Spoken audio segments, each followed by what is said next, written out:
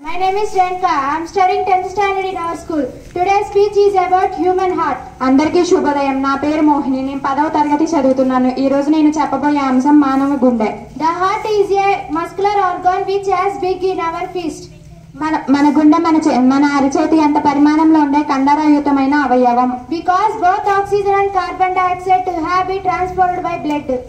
Oxygen మరియు carbon dioxide రెండు రక్తం ద్వారా రవాణా చేస్తూ ఉంటాయి. The heart has different chambers to prevent the blood that mixed with the blood containing carbon dioxide. Oxygen తో కూడిన రక్తం కార్బన్ డయాక్సైడ్ తో కూడిన రక్తం రెండూ కలవకుండా ఉండడానికి వీలుగా మన గుండె వేరువేరు గదులను కలిగి ఉంది. The oxygenated blood from lungs to be brought back to heart. Oxygen తో కూడిన రక్తం ఊపిరితిత్తుల నుండి తిరిగి గుండెకు చేరుతుంది. The oxygen rich blood to prevent the transfer from the blood. ఈ ఆక్సిజన్ తో కూడిన రక్తం అప్పుడు మిగిలిన శరీరానికి రక్తాన్ని పంపిణీ చేస్తుంది. The deoxygenated blood from lung to upper chamber on the right atrium as it relax.